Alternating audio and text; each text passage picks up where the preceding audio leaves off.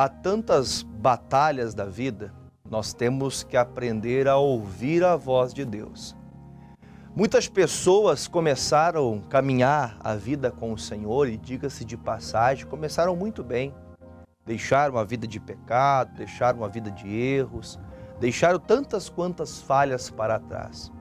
O rei Ezequias, hoje eu quero falar um pouco sobre a vida dele, comentar também algumas coisas no que Jesus disse no Evangelho de João, mas quantas pessoas começam bem? Quantas pessoas elas se esforçam, se dedicam ao Senhor? Se eu não teria o tempo hábil para fazer toda a leitura sobre o Ezequias, mas o Ezequias ele viveu experiências com Deus maravilhosas. Ele orou a Deus quando os inimigos da Síria viriam contra o povo de Israel, ao qual ele era o rei. Ele orou a Deus e Deus o respondeu, fazendo que os inimigos fugissem sem que ele levantasse um dedo. Deus deu vitória para Ezequias. Ezequias era um grande rei, que buscava a Deus, que era temente ao Senhor. Mas quando a gente vai chegando a uma certa fase da nossa vida cristã, para aqueles que vivem essa vida, nós muitas vezes vamos relaxando, vamos aceitando as coisas, vamos permitindo a nossa vida, nós vamos colocando, vamos dizer, como se fosse talvez um stop. Nós vamos parando, vamos desanimando, vamos olhando para os dias, vamos achando que já fizemos demais, e isso é um grande problema. Isso gera para nós um grande problema, porque quando nós vamos parando de buscar a Deus, deixamos de ir para a igreja, deixamos de orar, deixamos da leitura bíblica, quando deixamos das práticas, o amor ao próximo, estender a mão, evangelizar, falar de Jesus e quantas outras coisas, nós vamos esquecendo do principal, nós vamos deixando de lado aquilo que é tão importante para nós. O que é tão importante, pastor? O que para nós é tão importante? É ser salvo. Tem muitas pessoas que, por mais que você esteja vivendo numa vida muito errada, Deus, Ele está lhe dando um alerta. Acredito eu que esse conselho que hoje eu vou trazer aqui com vocês, formamos agora a maior igreja no sudoeste do Paraná. Agora, quantas pessoas nos assistem? Eu tive informações que tem pessoas nos acompanhando lá na Itália, acompanhando esta mensagem agora também na rede social.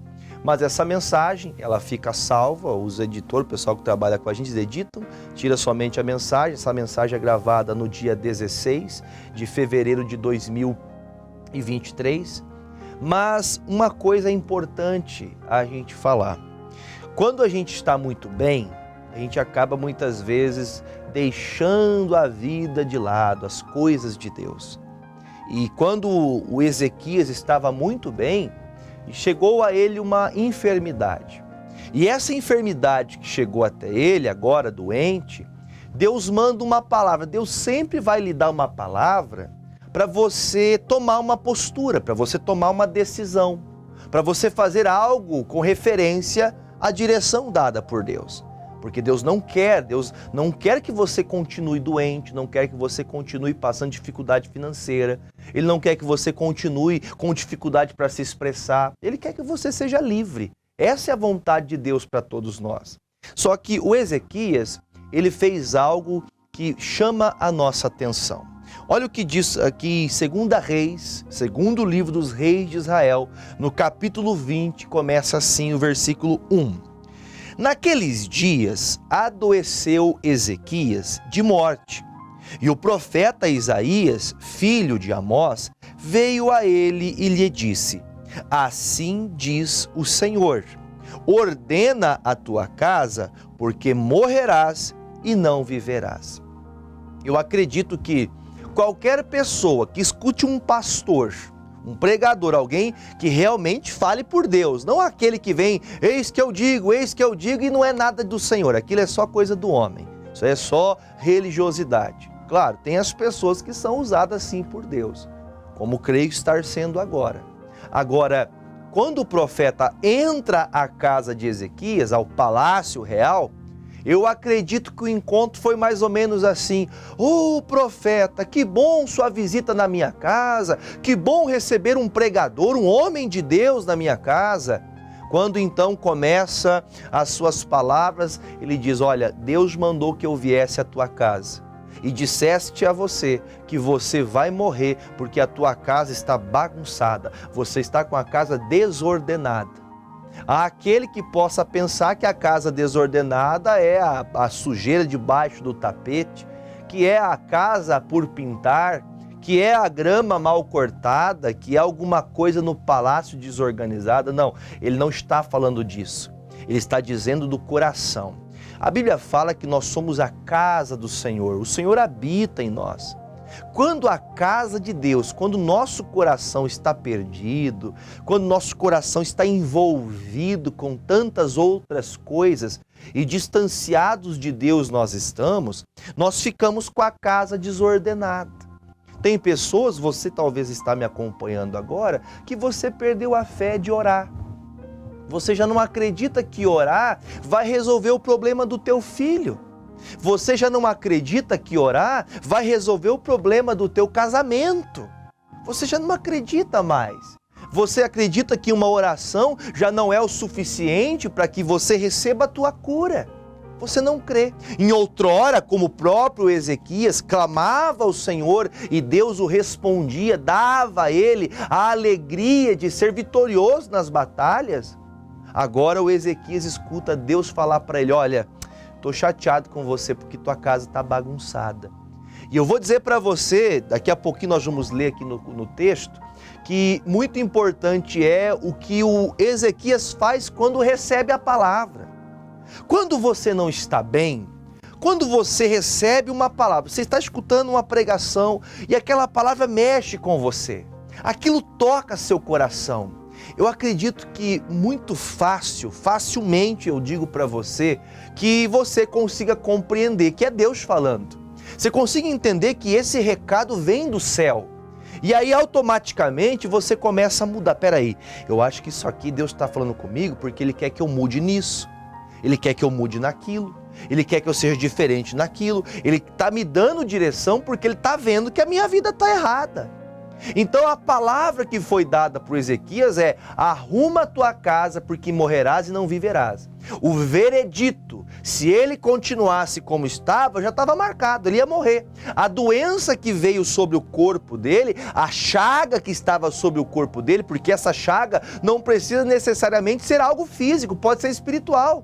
Tem gente que está doente espiritualmente falando, é o espírito do diabo que está atormentando você. Só que quando ele recebe a palavra, a primeira coisa que ele faz é o que chama a minha atenção, a dar ênfase, né? Trazer aqui, vamos dar uma tônica nessa palavra agora, que diz no versículo 2: então virou o rosto para a parede e orou ao Senhor dizendo. Primeira coisa que ele faz quando recebe algo contrário, que ele sabe que o veredito é: eu errei, eu falhei, por isso vou pagar um árduo preço. Diz a palavra que tudo que você planta, você vai colher. Tudo que você planta, você vai colher. A Bíblia fala: semeou, vai colher. Seja colheita boa ou colheita má. Quando ele está ouvindo a palavra, ele automaticamente, o coração dele se abre, ele não rejeita. Tem pessoas que escutam a palavra contrária, vamos ser sinceros. Tem momentos que você escuta uma palavra que você não queria ouvir, que você não gostaria de estar ouvindo aquilo. Só que de bate-pronto eu digo para você, no momento que ele escutou a palavra, ele não brigou com o profeta, que era o pastor dele. Ele falou assim: ah, pastor, isso é mentira, eu não vou escutar o senhor não, porque é o que estão fazendo hoje. As pessoas escutam a palavra e negam a palavra, desprezam a palavra. É, porque o pastor está pregando, o pastor quer mudar minha ideia, eu penso assim e vou fazer assim. Não, ele para, primeiro passo que ele dá, ele vai orar. E quando ele começa a oração dele, tudo muda. Quando você começa a orar, quando você começa a buscar a Deus, quando você começa a tomar uma atitude de alguém realmente de Deus, não alguém somente religioso que vai para a igreja por ir. Quando você se torna uma pessoa de Deus verdadeira, você errou, você falhou, você pode numa oração mudar toda a história. Tudo que está ruim na tua vida hoje, agora, nesse momento, pode mudar através de uma oração sincera diante de Deus. Versículo 3, a oração dele começa: Ah, Senhor, se servido de te lembrar de que andei diante de ti em verdade. Olha que sério que ele está. Eu fui sincero. Lembre, Senhor, que eu fui verdadeiro com o Senhor e com um coração perfeito e fiz o que era reto aos teus olhos. E então Ezequias chorou muitíssimo. Quando uma pessoa está arrependida de verdade do erro que ela cometeu, ela não fica de firula, essa é a palavra certa. Ela não fica de brincadeira, ela toma uma postura séria. Nós vemos um rei cheio de autoridade em todo Israel, vitorioso em batalhas, que agora começa a descer as lágrimas sobre seu rosto. E essas lágrimas acompanhadas de palavras do coração, com palavras que veio da alma, ele começa a falar: Senhor, lembra que em outrora eu orava. Lembra que em outro tempo eu fui um obreiro na igreja. Lembra, Senhor, que em outro tempo eu evangelizava. Lembra, Senhor, que em outro tempo eu não faltava os cultos na igreja. Eu não vacilava, pastor. Oh, Deus poderoso, lembra de mim, faz o pastor voltar na minha casa e me dá uma palavra que me levanta. Tem gente precisando de orar ao Senhor para Deus trazer a palavra que você precisa. Tem pessoas que estão ouvindo só aquela palavra dura, porque você, infelizmente, esqueceu-se de Deus. Você se afastou do Senhor. Você deixou a sua fé. Você perdeu o prazer em Deus. Não perca o prazer no Senhor. Não perca a alegria de viver para Jesus. Não perca. Não deixe a tua motivação de buscar ao Senhor acabar porque você errou, você falhou. Faça o que fez Ezequias. Senhor, lembra, Senhor. Agora, eu gosto de usar esse termo, não que seja isso a palavra certa, mas eu uso desse termo para falar para as pessoas. Você numa oração, você tem crédito ou você está devendo para o Senhor? Você tem crédito com Deus? Você já andou com o Senhor? Você já fez ao Senhor? Você já fez algo diante de Deus que realmente motivou o Senhor a olhar para você e falar: puxa vida, olha, essa pessoa já andou comigo. Você já fez isso? Você tem crédito guardado no banco, né, do Senhor Jesus? Você tem crédito para falar: Senhor, olha, eu já fiz isso, já fiz tantas coisas, Senhor. Lembra, Senhor, quanta coisa eu já fiz. Só pode fazer isso quem tem crédito. Ezequias tinha crédito com o Senhor, porque em outro tempo ele havia feito. Ele desanimou. Então veja que essa palavra do profeta Isaías foi tão dura, tão pesada, tão difícil ouvir: morrerás e não viverás. É pesado ouvir isso. Pense, o pastor está pregando, olha, a missão do profeta não era fácil, falar: você vai morrer. Só que isso fez o coração de Ezequias se quebrantar, chorar e falar: Senhor, o erro, a doença que eu estou passando hoje, a culpa é minha. Eu me afastei do Senhor e porque eu me afastei do Senhor, todas essas coisas estão me acontecendo. Agora, note que depois que ele termina a oração dele, logo ele falando: Senhor, lembra, Senhor, olha o que eu já fui reto. Quer dizer, ele está falando que já foi porque não está sendo. Então note por que veio o mal até a casa dele. Por que uma enfermidade chegou até o Ezequias? Por quê? Vamos ver se a gente consegue todo mundo entender junto. Porque ele, infelizmente, ele afastou-se de Deus. Agora ele fala: Senhor, antes eu vivia próximo, hoje estou afastado. Mas lembra, Senhor, que um dia eu fui fiel, que eu fiz a obra de coração, mas eu quero voltar. É essa a oração do Ezequias. Aí a resposta chega no versículo 4. E sucedeu, pois, que, não havendo Isaías ainda saído do meio do pátio, veio a ele a palavra do Senhor dizendo. Veja, irmão, que quando a gente ora de verdade, quando a oração é sincera, é verdadeira, o milagre acontece. Eu estou falando isso aqui até para trazer uma ênfase para você que quer oração. Você precisa de oração? Coloque já aqui nos comentários o seu pedido. Eu vou orar por você, e numa oração o Senhor pode mudar todas as coisas. Numa oração tudo pode mudar. Agora, Note o que está fazendo Ezequias, orando, quebrantado, sincero, verdadeiro. Ele está arrependido. Quando ele toma essa postura, automaticamente o Senhor fala a Isaías, vai lá e vai dar uma palavra agora para o Ezequias. A Bíblia diz, amados, Jesus falou, tudo que você liga na terra é ligado no céu. E tudo que se desliga na terra também se desliga no céu. A oração que fez Ezequias fez o Senhor mover aqui na terra. A oração ao céu fez mudar a situação aqui na terra. Quando ele orou, Deus mandou ele voltar. E olha a palavra de Deus, versículo de número 5. Volta e diga para Ezequias, chefe do meu povo, assim diz o Senhor Deus de Davi teu pai, ouvi a tua oração e vi as tuas lágrimas, eis que eu te sararei, ao terceiro dia subirás à casa do Senhor, e acrescentarei aos teus anos, aos teus dias, 15 anos, e das mãos do rei da Síria te livrarei, e a ti e a esta cidade, e ampararei esta cidade por amor de mim, por amor de Davi meu servo. Aleluia, glória a Deus. Quando a gente ora com sinceridade, Deus envia uma resposta. E a resposta que recebe Isaías é linda. Ele está precisando de cura. Ele está à beira da morte. Ele adoeceu, estava moribundo. Estava quase morto. E aí a Bíblia fala o que, amados? Diga para Ezequias, eu ouvi a oração dele. Eu ouvi o clamor dele. E quando eu ouvi o clamor dele, eu entendi que devo acrescentar a ele mais 15 anos de vida. Gente, nós sabemos muito bem que, como diz um dito popular, para morrer basta estar vivo, né?